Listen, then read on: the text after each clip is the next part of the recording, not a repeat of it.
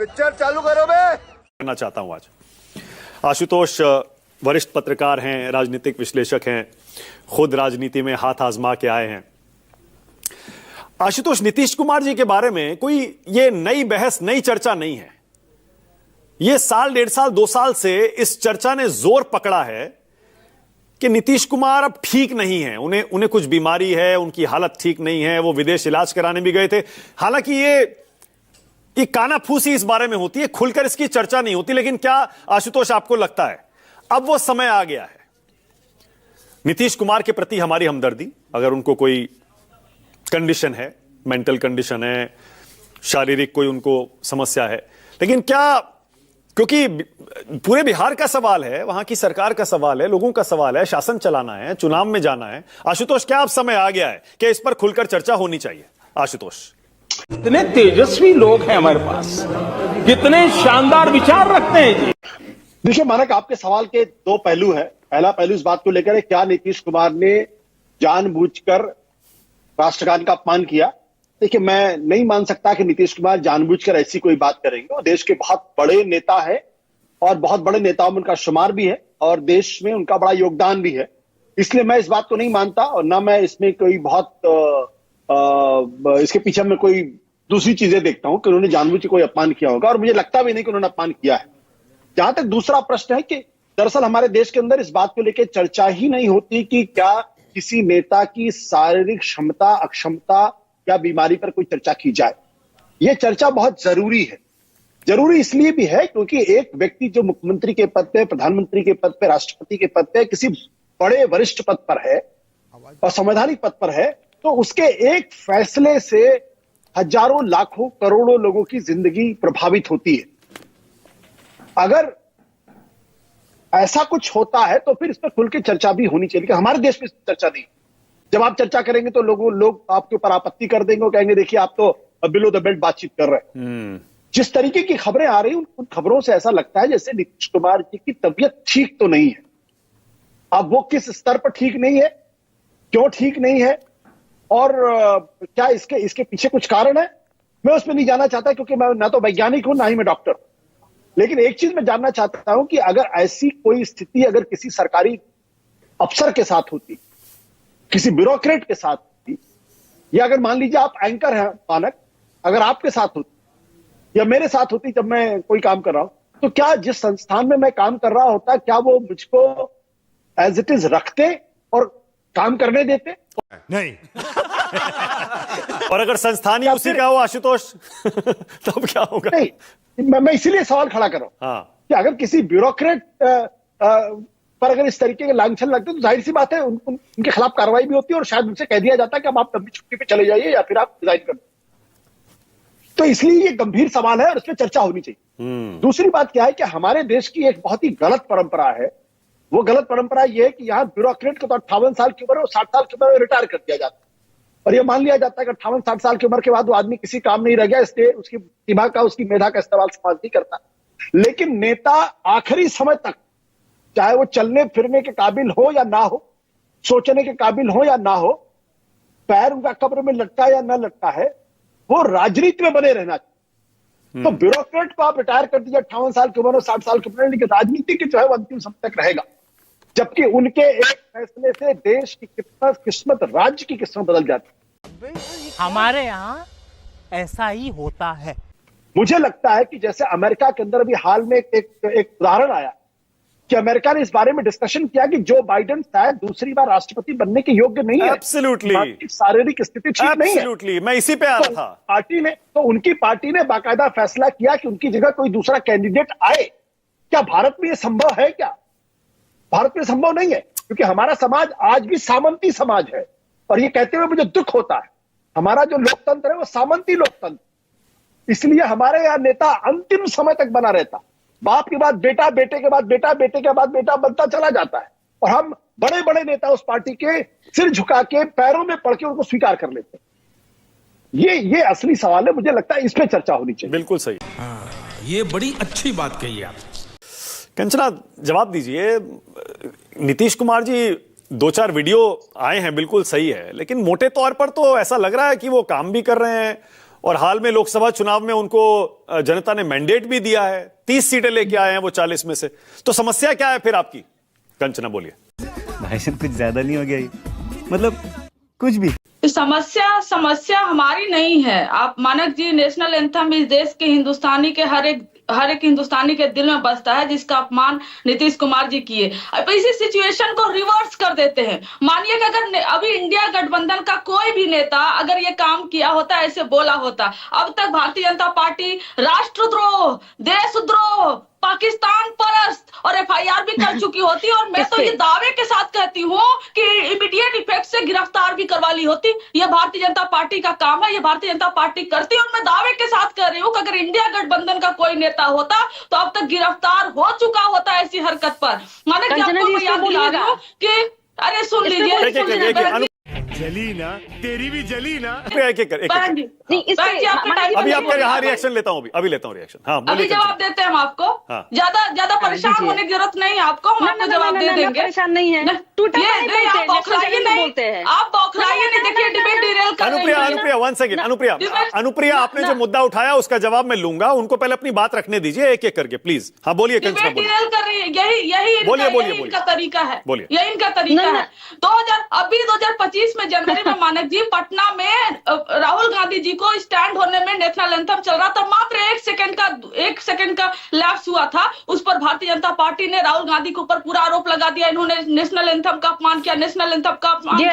ऐसे ममता बनर्जी के खिलाफ 2 बार किया गया। और लालू जी के खिलाफ जो आर्टिकल दिखा रही है मैडम, बाकायदा लालू जी ने प्रेस कॉन्फ्रेंस किया था बाद में। एक और आर्टिकल ढूंढ ले, उसमें पढ़ ले कि लालू जी ने साफ कहा था कि जो फोटोज रिकॉर्ड किए गए थे वो फोटोज वो थे जब हम लोग बैठे थे, लेकिन जब नेशनल एंथम चला तब हम लोग खड़े थे। उसको पूरी तरह से मीडिया ने उस तरह से फ्रॉड तरीके से दिखाया था, जिसको ये छुपाने के लिए अभी दिखा रही है। नीतीश कुमार जी का काम, नीतीश कुमार जी का कर्तव्य, नीतीश कुमार जी जिस तरह से देश का अपमान किए, नेशनल एंथम का अपमान किए, लालू राबड़ी जी का नाम लेने से वो छुप नहीं जाएगा। आप लोग एक माला ले लीजिए, लालू राबड़ी माला, और बैठकर लालू राबड़ी माला वही जपते रहिए, क्योंकि किसी भी सवाल का जवाब आपके पास अच्छा कंचना एक काम करिए, अनुप्रिया 1 सेकंड रुकिए ना, एक सेकंड। कंचना एक काम करिए, फिर थोड़ा बताइए ना, फिर ये राष्ट्रगान का अपमान करने का मुद्दा है, सिर्फ इतना सही मुद्दा है, या फिर आप इसे बड़ा मुद्दा, क्योंकि तेजस्वी कह रहे हैं ना कि वो उम्र हो गई, तबीयत ठीक नहीं है, मानसिक हालत ठीक नहीं है, तो थोड़ा बताइए ना फिर नीतीश जी को क्या हुआ है। नहीं, मैं तो देखिए, आपके पास कोई जानकारी है तो पब्लिक डोमेन में रखिए, बताइए उनको ये हुआ है, उनकी हालत ठीक नहीं है, वो काम करने लायक नहीं है, बताइए। तेरा तो गेम बजाना पड़ेगा। मानक जी, हमारी चिंता बिहार वासियों को लेकर है। हमारी चिंता वो है कि गलत हाथ में बिहार इस समय है, मुख्यमंत्री जी अचेत अवस्था में है। और जो आप सवाल पूछ रहे हैं, नीतीश कुमार जी हमारे साथ जब थे तो यही भारतीय जनता पार्टी वाले नेता कहते थे कि तेजस्वी यादव और आरजेडी वाले कुछ दवाई उनको खिला रहे, गड़बड़ कर रहे हैं, उनके दिमाग को कुछ खिला रहे हैं। तो आप ये जिम्मेदारी तो भारतीय जनता पार्टी की बनती है ना कि ये लोग बताएं कि क्या खिला रहे हैं। यही इनके बीजेपी के नेता कहते थे कि रद्दी माल हो चुके हैं नीतीश कुमार जी, उनकी मानसिक स्थिति खराब है। और जब विधान परिषद में, विधानसभा में नीतीश कुमार जी बर्थ कंट्रोल पर भाषण दिए थे तो यही लोग कहते थे कि समस्त महिलाओं का अपमान है, और बार बार नीतीश कुमार जी कहते हैं कि महिलाएं तो पहनती थी। कंचना आप अभी कंचना 1 सेकंड, आप अभी खुलकर बात नहीं कर रही हैं, क्या वजह है बताइए ना जरा, आपके पास जानकारी होगी भाई, आप तो बिहार में राजनीति करते हैं, सबसे बड़ी विपक्षी पार्टी है आपकी, बताइए ना नीतीश कुमार को क्या प्रॉब्लम है, बताइए। मानक जी, या तो आप बहुत भोले हैं या तो सामने वाले को बहुत मूर्ख समझते हैं, दो ही चीजें हो सकती हैं। अखिलेश जी पहले आप। अखिलेश जी, आप नीतीश कुमार पर आपकी पार्टी का स्टैंड क्या है, मतलब क्या उन्हें अब छोड़ देना चाहिए, क्या वो कुर्सी पर बैठने लायक नहीं है क्या अखिलेश जी? अरे हम तो फकीर आदमी हैं, झोला लेके चल पड़ेंगे जी। देखिए मानक जी, आप नीतीश जी के स्वास्थ्य के बारे में दूसरों से पूछ रहे हैं। आप लोग के सूत्र के पास तो सब जानकारी रहती है, क्यों दूसरों से पूछ रहे हैं? आप लोग भी कुछ बताएं अपने सूत्रों से। हर बात पे तो आप अपने सूत्रों से बताते हैं कि हमारे सूत्र ये बता रहे हैं, ब्रेकिंग सूत्र ने ये बताया है, तो आपको बताना चाहिए अपने सूत्रों से। वैसे नीतीश जी और माननीय प्रधानमंत्री जी की उम्र लगभग बराबरी है, दोनों लोग स्वस्थ रहें, दीर्घायु हो, हम यही कामना करेंगे। दोनों लोगों की उम्र भी बराबर है, तीसरी बात, पिछले चुनाव में बाबू नीतीश जी ने स्वयं कहा था कि मेरा अंतिम चुनाव है, और ऑन रिकॉर्ड कहा था, जनसभा में कहा था कि मेरा ये अंतिम चुनाव है।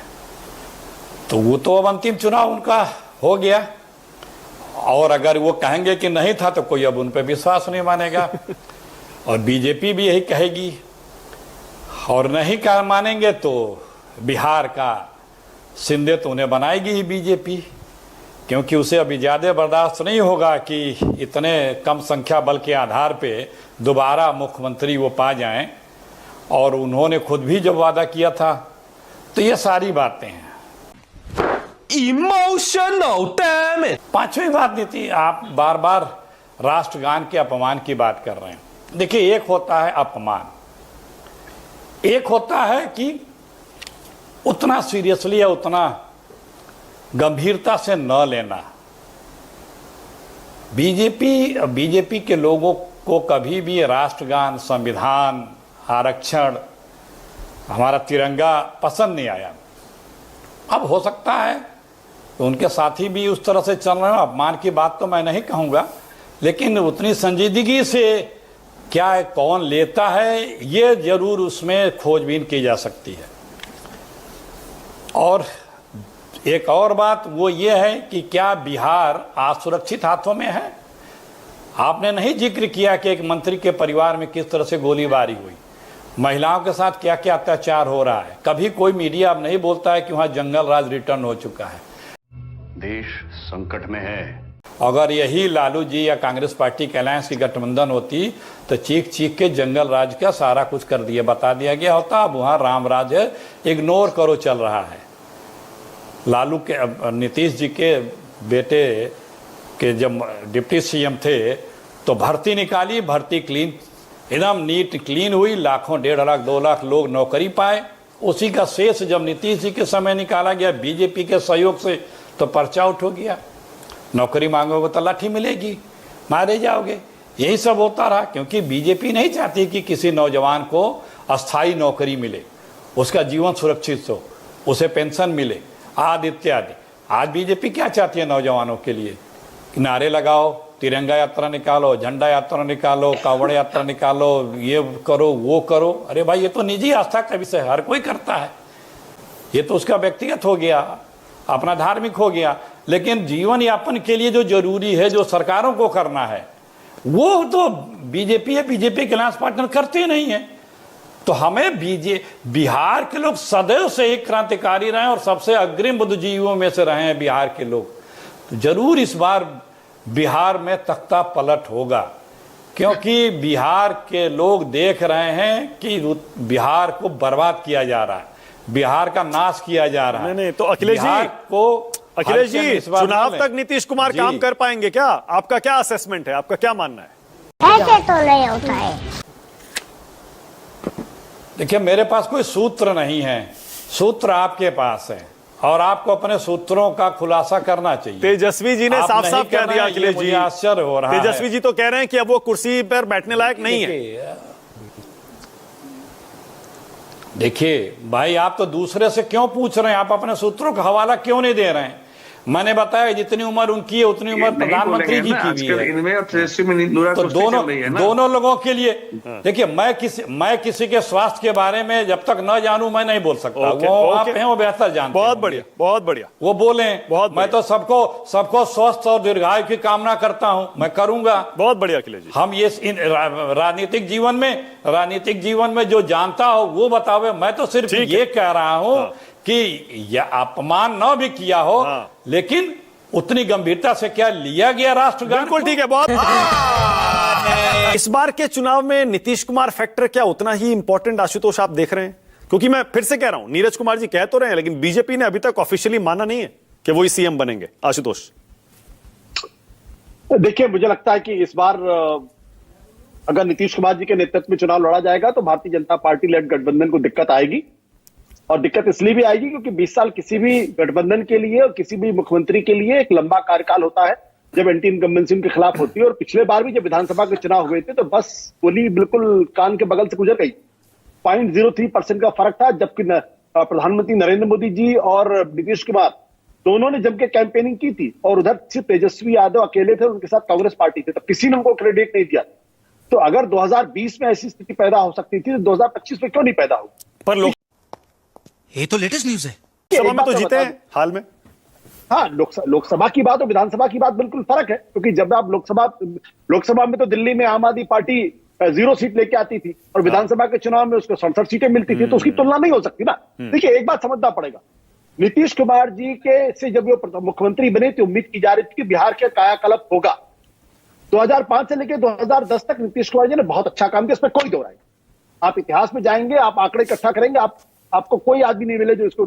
लेकिन 2010 से लेकर 2025 का उनका कार्यकाल खुद नीतीश कुमार जी याद करना नहीं चाहिए। आज भी बिहार पर कैपिटा इनकम में 813 है, लोएस्ट।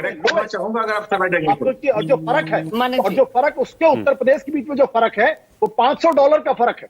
आप सोचिए, अकेला राज्य है जो आज भी $813 उसका पर कैपिटा इनकम है। और आपको मालूम है तमिलनाडु का, तेलंगाना का कितना है? $4,500 पर ईयर। ये फर्क 51% से ज्यादा लोग आज भी बिहार के अंदर गरीब है। उसके बाद जो अगला नंबर आता है यूपी का आता है 33% के आसपास। क्या आप दिखाएंगे, आप ये करेंगे, आप वो करेंगे, ये करेंगे, वो करेंगे।